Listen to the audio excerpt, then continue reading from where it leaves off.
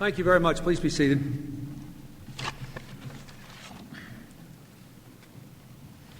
Let me say I have a brief opening statement, and then I will open the floor to questions. I know we also have some members of the international press here, and I'll take several questions from the American press first, and then I'll try to alternate a bit. And I think I have a general idea of where everyone is. Let me begin by saying that over the past 4 years, I have worked with our partners in these summits to focus the major industrial democracies of the world on both the opportunities and the challenges that we face as we move toward the 21st century. Together, we've worked to prepare our economies to meet new transnational threats to our security, to integrate new partners into our community of free market democracies. The summit communique I summarized just a short while ago demonstrates that here in Denver we have actually made real progress on problems that matter to our people.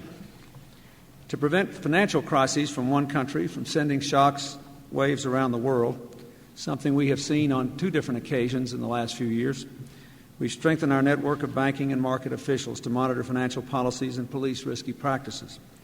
We moved forward in our fight against new security threats that confront all our people.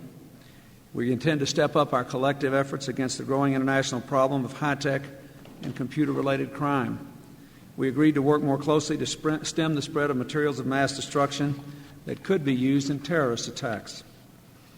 To help ensure that as we dismantle nuclear weapons, dangerous materials don't fall into the wrong hands, we'll tighten control on plutonium stockpiles and establish a rapid response network to prevent nuclear smuggling.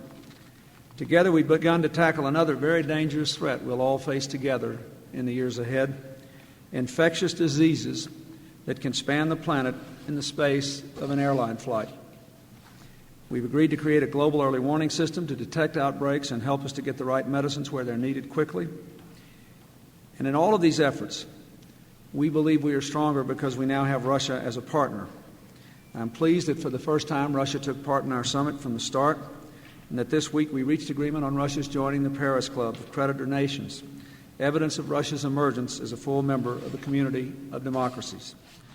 The progress we've made here in Denver demonstrates again what I have said so many times in the last 5 years.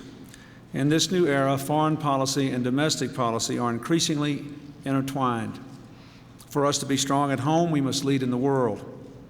And for us to be able to lead in the world, we must have a strong and dynamic economy at home and a society that is addressing its problems aggressively and effectively. To continue that path, let me say there are some things we have to embrace on the home front and on the international front.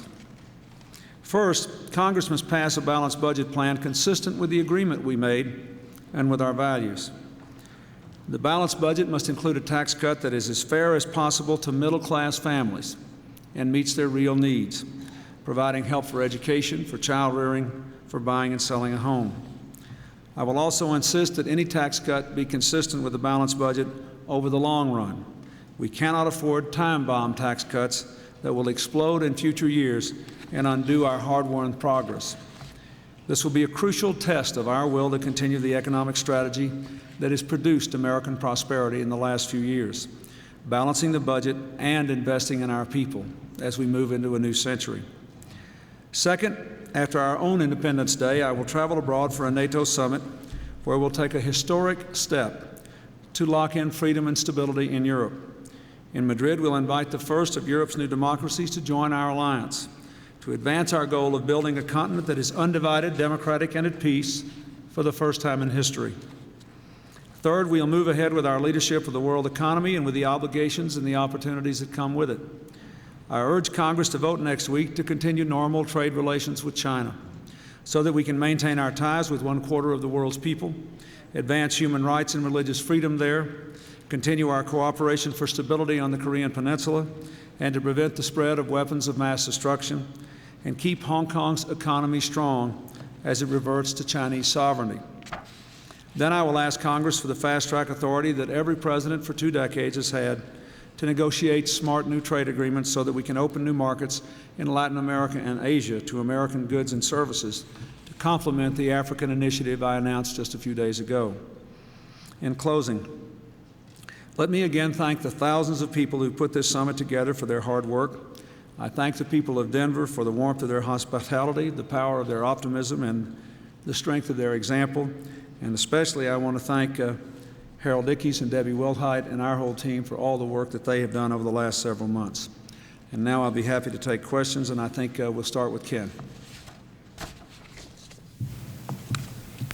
Mr. President, in the last year, there have been various efforts led by the United States to try and move the Balkan states, the former Yugoslav states, into adhering to the Dayton Accord.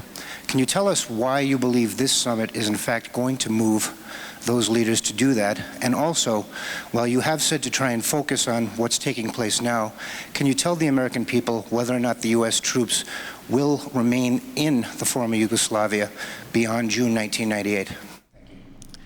Well, I will reiterate American policy on that. Our policy is that the S4 mission should be completed by June of '98, and we expect it to be. But to answer your first question, which is the far more important one, I made it very clear that I think that we have all made a terrible mistake in dealing with Bosnia to spend all of our time focusing on June of '98 instead of focusing on tomorrow and the day after tomorrow and the day after that. We have seen some successes in Bosnia, not only in the work done by I4 and S4 in the absence of bloodshed, but in the recent, just in the last few days, we've had the Serbs agreeing to proceed with the setup of common economic institutions and to do other things which will make them eligible for economic aid. We expect there to be local elections. Madame Agnelli from Italy is doing a good job in raising the money there to conduct these local elections. And what I urge the parties to do, and what our statement reflects here, is our determination to spend the next year trying to implement the Dayton Accords and taking each of the 7 areas, there are roughly 7 areas of activity where Dayton is critical to pulling this together and trying to make headway on all fronts, and especially on the economic front. We have pledged a lot of money, but we need to release the money as soon as it's pledged if the parties commit to do what they're supposed to do.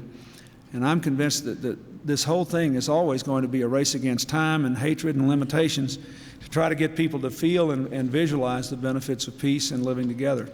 I'm not ready to give up on Dayton. I believe in it, and I feel that you will see over the next several months a number of specific examples where the people who are in the group of 8 are trying to energize this peace process. Terry.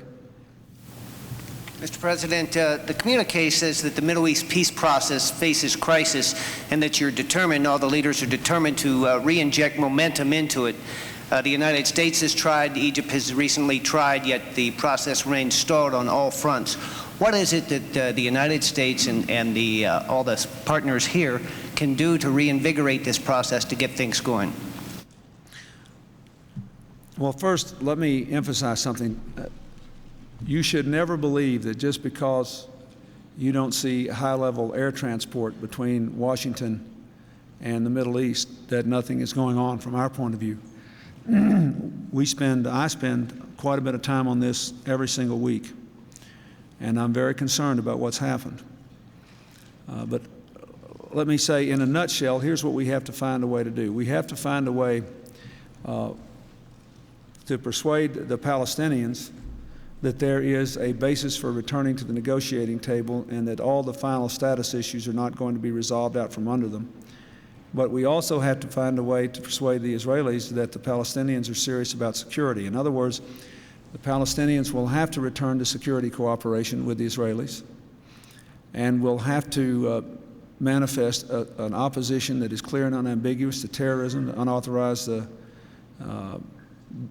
injury or murder to innocent civilians, and to continuing the peace process. The Israelis, for their part, have got to find specific things that can be done that show that there's a commitment to Oslo, in fact, not just in words, and a commitment to getting this process going. Now, there are several different potential scenarios that might achieve that, and we've been working very hard on trying to figure out what the most effective way to do it is. For all of us who are outsiders including the United States, it is not always self-evident what the most effective way to exercise whatever influence you have is.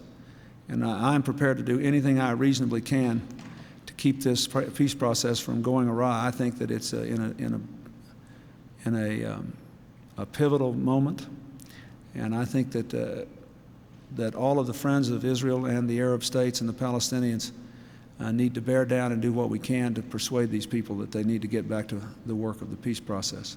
Gene. President, even before next week's reversion of Hong Kong to Chinese sovereignty, there are some ominous signs that China plans to roll back some of the rights and freedoms that the people of Hong Kong now enjoy. I know that the communique here in Denver addressed that issue, but what can the United States and the other industrial democracies do if China fails to deliver on the 1984 agreement? It's interesting. We spent a lot of time talking about that this morning, and mostly we were listening to Prime Minister Blair, who obviously has the highest level of knowledge about this and the deepest experience, and a lot of personal involvement with Hong Kong, I might add. Our sense is that obviously we don't know exactly what will happen, but that we have all committed to work with the British to try to continue to insist on and preserve the integrity of the '84 agreement. And we also do not want to assume the bad faith of the Chinese. I think that would be an error. China made a commitment in 1984, and they asked our country, when President Reagan was in office, to actually bless or endorse the commitment. When China and Great Britain made the commitment to have one China but two systems. And that definition clearly included political as well as economic differences. You know, I don't like to answer hypothetical questions, and I think anything we do will only make it worse. I think what we want to do is to encourage the Chinese to remember they have a unique, almost unprecedented place now that is reverting to their sovereignty, and that part of the fabric of what makes Hong Kong work is not just open markets and industrious people and a haven of hope from people who fled lack of opportunity and often oppression elsewhere, but a lively and open society, and it needs to be maintained, and I hope that it will be. Yes, Ann? When the tobacco deal was announced, you indicated you'd be listening for reactions from some like Dr. David Kessler, who said this morning that he finds in reading the fine print that there are some hurdles, some impossible burdens, and he called parts of it a step backwards. Is there some way you can assure people that this agreement will not simply be proposed and then die? Is there something your administration can do to follow through to make sure that this represents a time of real change for the tobacco industry? Yes, I think the answer to that is yes. And let me say, obviously, I have not myself had a chance to review this in any detail. Bruce Lindsay has briefed me on its major provisions, and that's why I asked to have the chance to have it reviewed. I don't think any of us, at least I hope none of us, are reviewing it with the view toward either saying we're going to embrace it or kill it and there's no other option.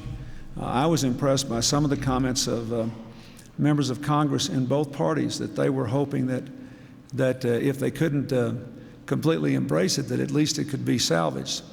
And by Attorney General Moore from Mississippi, who said that he thought the agreement would come apart if what he called were, I think he said, radical changes or something were made in it which would undermine its fundamental understandings.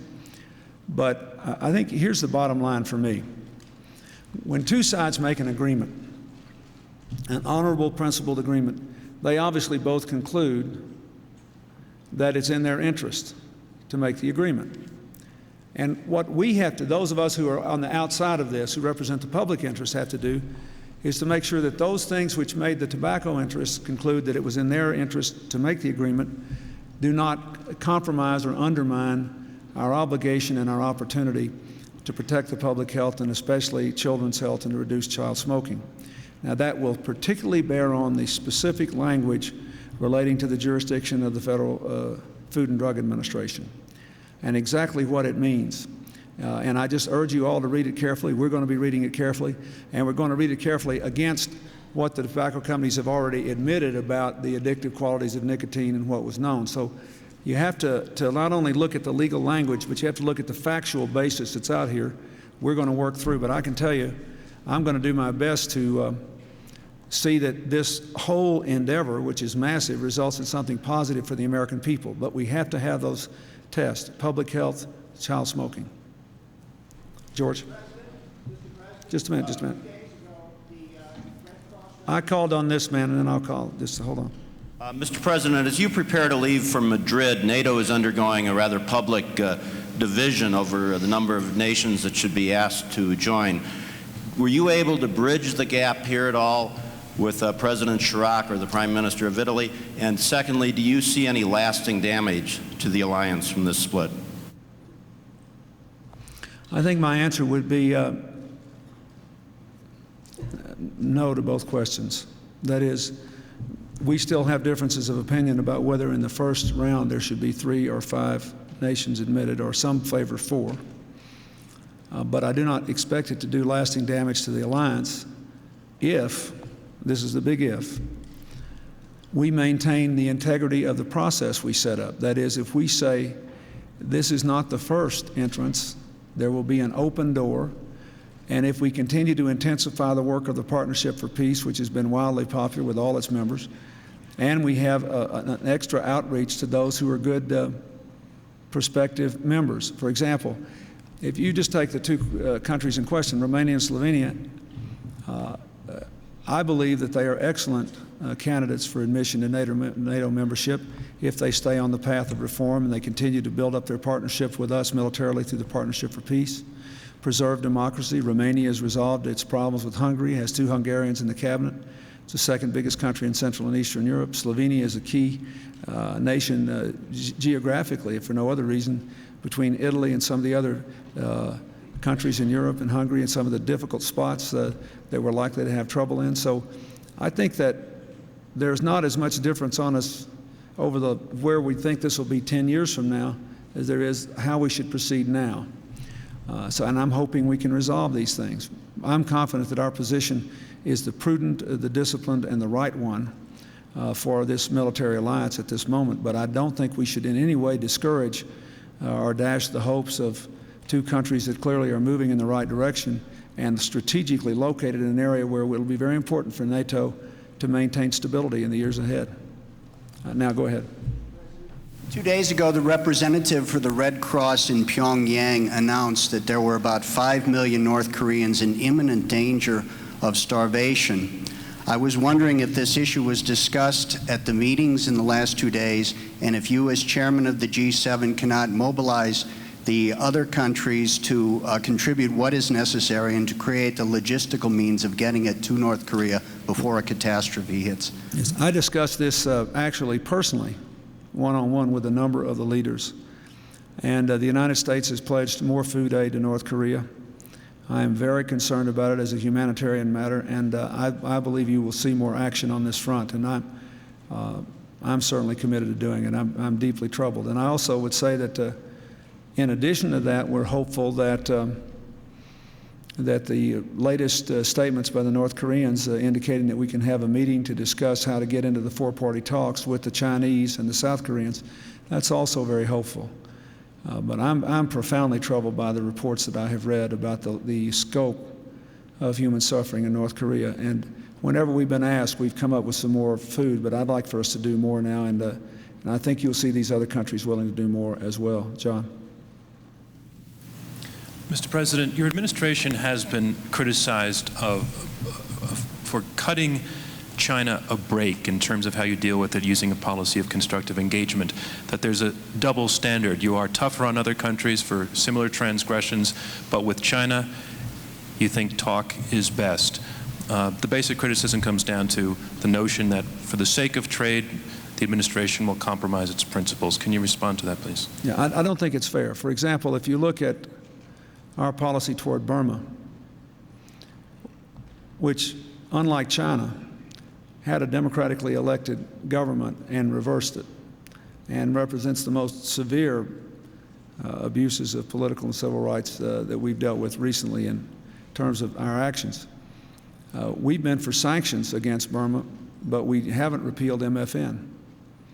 And when you look at China, we still have Tiananmen Square sanctions on China that we haven't gotten rid of. We have given up a lot of business in China, clearly, and they've made it clear that we have, by continuing to press our human rights concerns in the Human Rights Forum. What we don't believe would be fruitful is to withdraw normal trading status from China, something we have with virtually every country in the world, in a way that would estrange us further from them, prevent us from working together on problems like North Korea, weapons proliferation, and other issues, and endanger the ability of the United States to be a partner with China in the 21st century. That's what we don't believe. We have paid quite a price from time to time for our insistence on advancing human rights. I just don't think taking normal trading status away from them is much of a way to influence them over the long run. I think it's a mistake. Wolf? Mr. President, Senate Finance Committee, including the Democrats by and large, have supported legislation they want you to sign that would do two very dramatic things to Medicare: raise the eligibility age from 65 to 67 and impose what's called means testing, making sure that millionaires and richer Medicare recipients pay more for the premiums than poor Medicare recipients. Could you tell us specifically right now how you will come down on these two very sensitive, politically sensitive issues? Well, let's take them separately. First of all, both of them are clearly outside the budget agreement. And,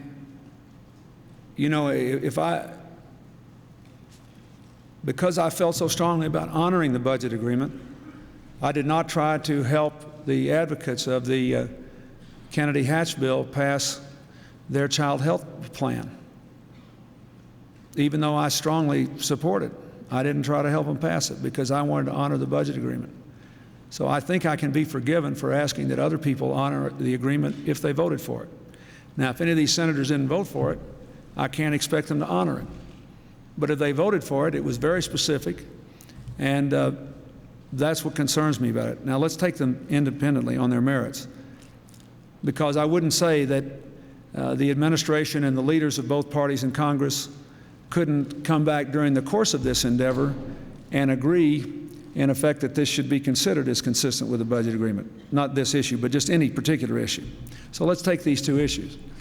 Number one, on the question of raising the eligibility for Medicare from 65 to 67, when that was done on a phased-in basis for Social Security back in '83, I supported that. On the grounds of increased life expectancy, changing demographic balance, and because there was part of a bipartisan process.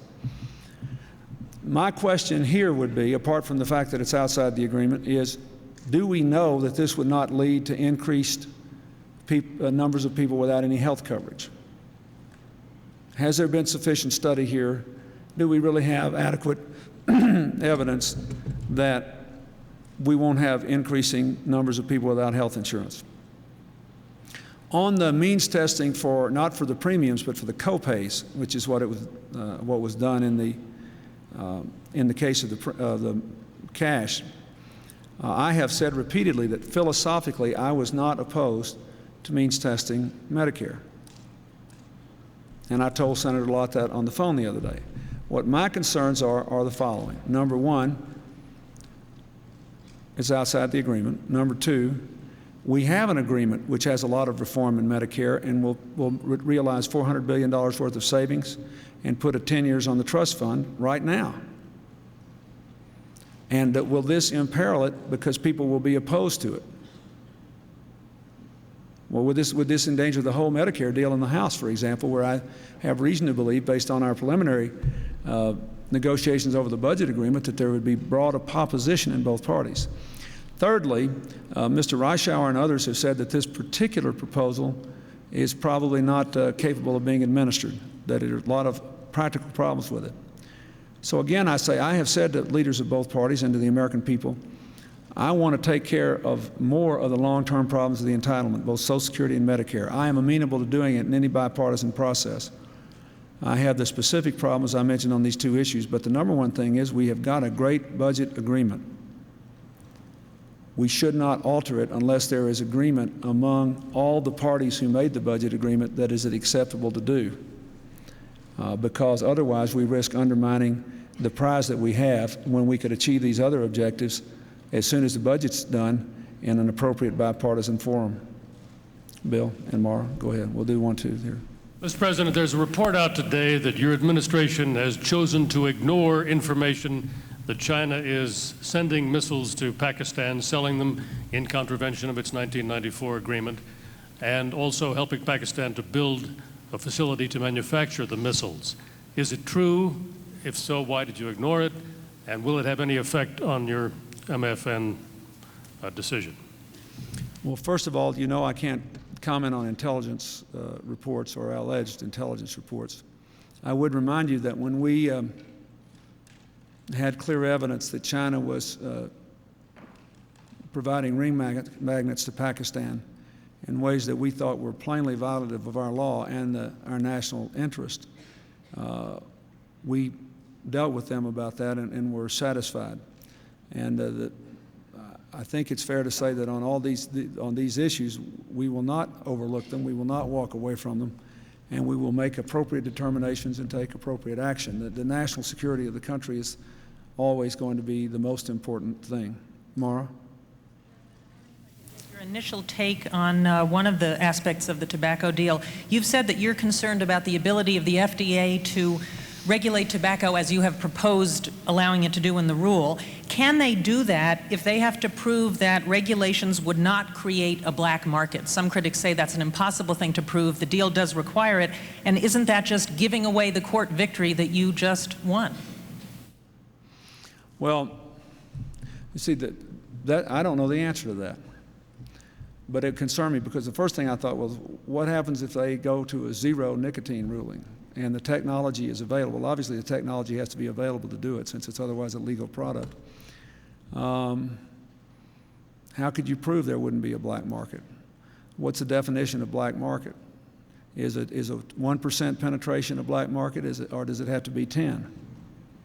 That's why I've been so reluctant to answer these questions. I'll be happy to give you my opinion when I have a chance to study it, but that's why I want to take 30 days and look at this.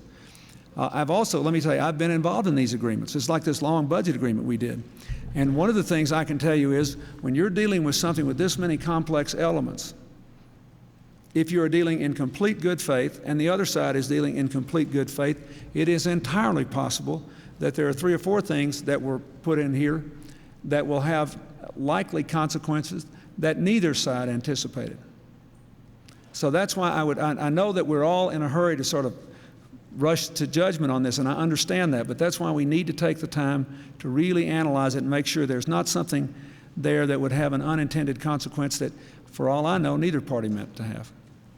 Yes, go ahead. Mr. President. Peter, I'll take you next. Go ahead. We'll do both of them. Mr. President, you said that you want to avoid time bomb tax cuts in the budget deal, that you would insist on avoiding them. Would you also insist on including the $500 child care tax credit for the 4 million working families? Is that something that you would insist upon? And number 2, regarding the budget agreement, is it made more difficult to get it done by the Republican infighting? Let me deal with the question separately. First of all, on the tax credit, my position is that all working people should be made eligible for it. The Senate bill in that regard is better than the House bill. And that we shouldn't have some other offset like reducing the child care credit, the child care credit, as well as the children's tax credit in the new bill. I understand the Republicans are arguing because they want to save money on this to pay for the capital gains and the other things that they want.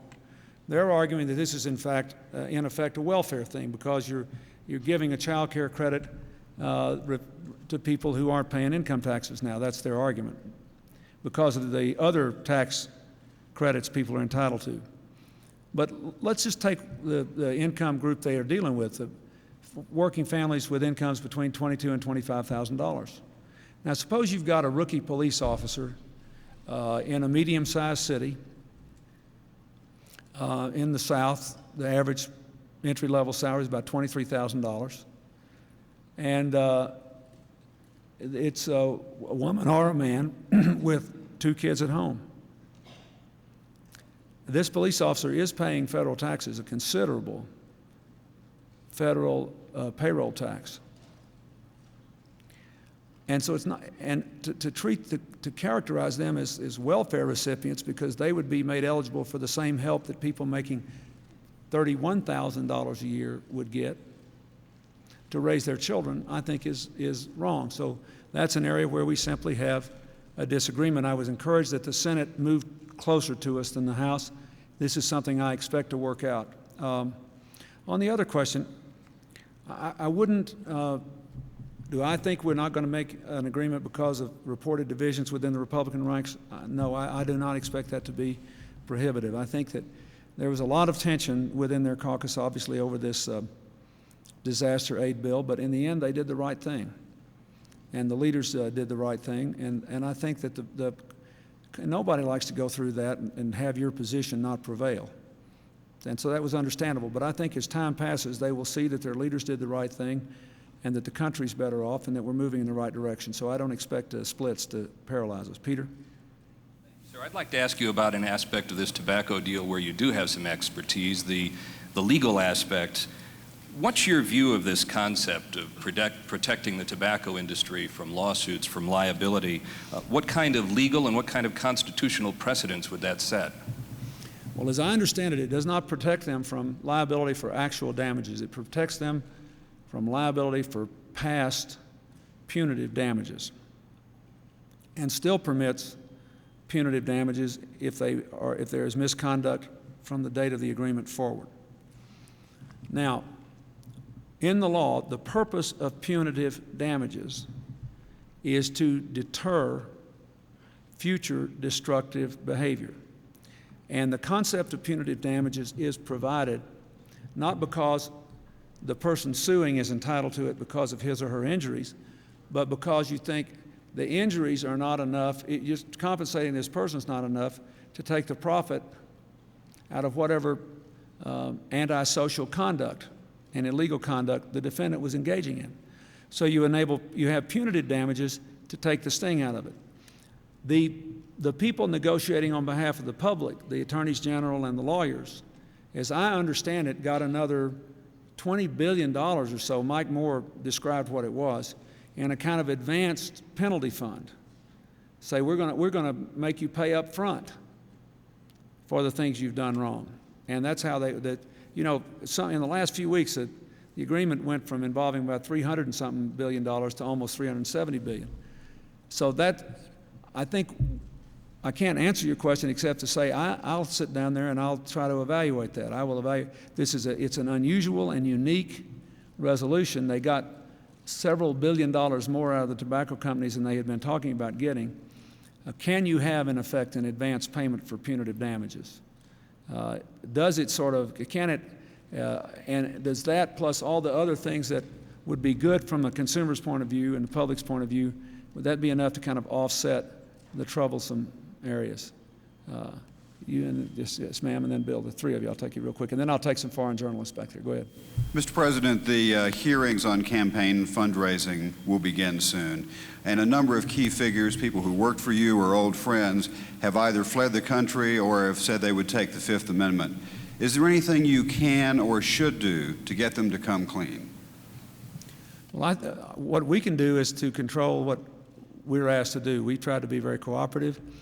And all that we have asked is that the hearings be fair and bipartisan. And if they are, I think they'll serve a valid public purpose.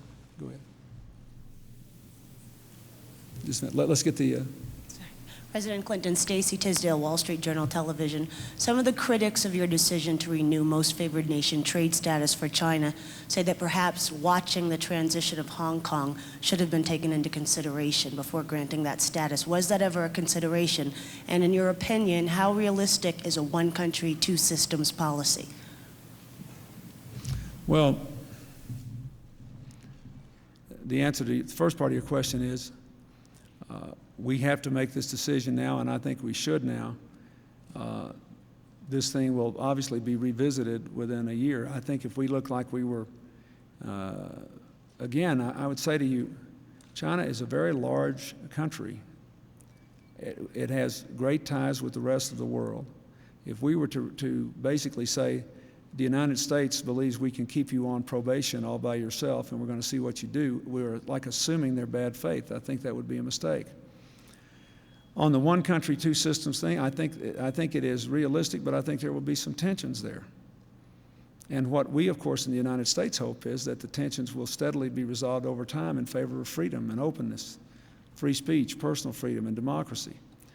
But let me remind you, 25 years ago when President Nixon went to China, or in 1979 when President Carter recognized China and worked out the understandings of how we would relate to China and how we would relate to Taiwan, there's plainly a lot more personal freedom and mobility and personal well-being in China today than there was then.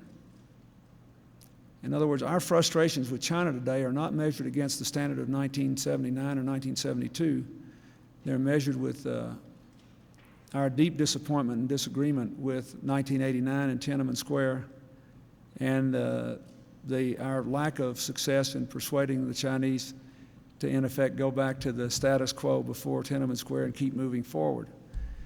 In the life of a country like China, that's not such a long time. And I'm just not prepared to give up on our engagement policy. So that's all I can say about it. Bill? President, now that you have a U.S. tobacco agreement, would you favor and encourage some sort of international regulation of tobacco? And wouldn't this be a good G7 issue? Well, it might be. But the problem is, the G7 nations are not the primary place where the market is growing. I will say this, I hope that other countries around the world that are concerned with their own public health and who have primary responsibility for the well-being of their own people will look at what we've been trying to do here and ask themselves whether they should take some similar steps if they want to avoid very high death rates, very high disease rates, and enormous social costs. Could we have a few questions from the international press now? Would someone just stand up over here? Anybody from the international press? Go ahead, we'll take a few there. Just stand up and I'll get around to you. Just if you can. Go ahead. Mr. President, in your meetings here with the leaders of Japan and Russia, did you get the sense that the Northern Territories dispute between those two countries could be resolved? And do you see any U.S. role in that resolution process? Yes, well, first of all, I think the only appropriate United States role is to try to talk to each party on behalf of the other from the point of view of being friends with both. That is, this is an area where we plainly have no personal, tangible interest of any kind. We have no territorial interest. We have no financial interest. Our only interest is seeing two friends of ours get along and trying to stabilize the future of the Asia-Pacific region by removing one more deterrent to an alliance between a free and democratic Russia and our great ally in Japan. So I have talked to both Prime Minister Hashimoto and President Yeltsin about this on several occasions. They are beginning to talk about it among themselves. They will have to work it out. But obviously, I'm very hopeful that it can be worked out. Yes, sir. The gentleman standing there. Mr. President, I think you have been waiting for too long for Japan's achievement of deregulation and administrative reforms. Could you tell us your opinion as frankly as possible on this matter? Well, I agree with you. I agree with you. Let me say, here's the problem we're going to run into with Japan on the trade issue. We have made real progress over the last 4 years in our trading relations with Japan. It's become a real joy to be able to meet and work with Japan where trade was an issue, but not the only issue, and where we really thought we could identify the issues and make progress on them, that there was no big structural war going on, economic war between the United States and Japan. And I think it has obviously not been bad for Japan either. I think it's been good for both of us. Now, the Prime Minister has reaffirmed his commitment to a domestic demand-led growth strategy for Japan and has put forward a very ambitious plan for internal reform and deregulation and opening of the Japanese economy. At the same time, he says quite rightly that all these advanced economies are going to face serious challenges from the aging of our populations. That's true. It's true. You heard all the questions that were just asked to me about our medical programs. And Japan has an even older population than the United States, aging even more rapidly. So the decisions by the Japanese government to try to pursue a path of fiscal austerity, driven in part by the desire to prepare for the retirement of and the aging of the Japanese population, runs the risk of going back to the old export-driven strategy of growth. And we'll just have to work through those two conflicts. We can't tell the Japanese government or the Japanese people that they can't prepare for the aging of their population. We have to do the same. On the other hand, I think they know that if we return to the time when we've got exploding trade deficits, then that will once again move front and center into our relations in a way that won't be good for either country, I don't think. Yes, sir. Clemens Fiancota, German Public Radio. Mr. President, the Russian President Yeltsin played an important role on the Denver summit. What's your reading? When will Russia be totally completed into the G7 circuit as a new member? Well, this year, let me say, this year, our commitment was to have Russia be a complete member of the Group of the Eight and to have the old G7 meet only on issues that we had unique responsibility for because of our present financial standing. So I think it's fair to say that all of us look forward to the day when we don't even have to do that. But just for example, we've got this project going on to help Ukraine deal with Chernobyl. And Russia is not responsible for what we committed to do before, nor would it be fair to ask Russia to bear any responsibility for that. So we had to meet and discuss it, and we did. There was nothing secret or esoteric about it. We just had to do what we were required to do, and we did that. But I think you will see continuing integration of Russia into full partnership. The next thing I want to see is Russia into the WTO, and we're working on that. So we'll just keep working at it, and as long as Russia keeps moving as it is under President Yeltsin and those reformers and the people of Russia keep supporting the direction they have, I think that you see more and more good things ahead. This gentleman's been here a long time, and then this gentleman, then we'll move over here. Mr. President, what do you think? Is Russia now ready economically and politically to be a full member of eight? I think yes, they're ready politically and ready economically in terms of what's like the Paris Club membership. But I think there are still some things that the old G7 have to do that it wouldn't even be fair to ask Russia to participate in, like this Chernobyl thing that I just mentioned. So there will be a smaller and smaller role for the seven as we go forward, and a bigger and bigger role. But basically, this time we had a summit of the eight with a small little afterthought for what the seven still had to do to clean up our old business. But I think that with greater prosperity, I think you'll see any last little dividing line blurring. Yes, sir. These three gentlemen there is fine. Just take them in any order. Mr. President, I was wondering, how do you think Russia will change the balance of forces, or maybe I should say the balance of interests within the group, now that Russia has joined, specifically between U.S. and Europe? Well, I hope that Russia will change in two ways that I would consider to be immensely positive. One is, I think the participation of Russia here, just like the NATO-Russia Founding Act, increases the chances that we can maintain stability in Europe in the 20th century, and that we can deal with any problems that arise like we're dealing with them in Bosnia to prevent the outbreak of widespread war in Europe. The second thing I think is very positive is Russia, don't forget, is also a great Pacific power. So in bringing Russia into this partnership, along with Japan, you will see a little more emphasis, I think, on what we can do as a group to deal with what's going on in Asia and preserving stability and freedom and opportunity there. So in those ways, I think you'll see the texture of this change. And you could see it just in the way President Yeltsin operated here at this meeting, where I might say I thought he did an extraordinary job. Yes, sir. Mr. President, can you assure us that by the time of the next summit, the main war criminals in Bosnia will finally have been arrested? I can't promise you that, but I can tell you that's what I support. And I support, generally, I think that it's going to be difficult to implement the full spirit of the Dayton Accord unless you see some progress on the war criminals front, number one.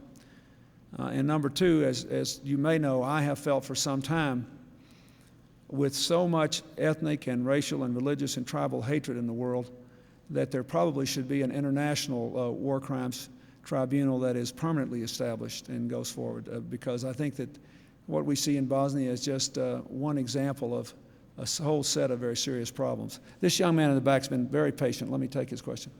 Good afternoon, Mr. President. My name is Colton Alton. I'm a student taking an international course on the summit with the University of Colorado CU Online. There are 450 students internationally from each of the countries. On behalf of the 450 students, what do you feel was the most significant accomplishment with this year's summit? I think the most significant thing we did here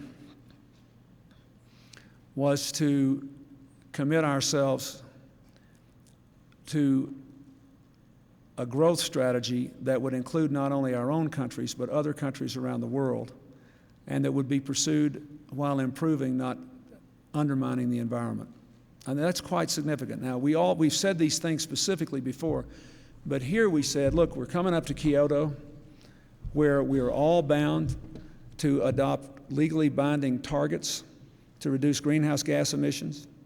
So that means we have to grow our economies while improving our environments, number one.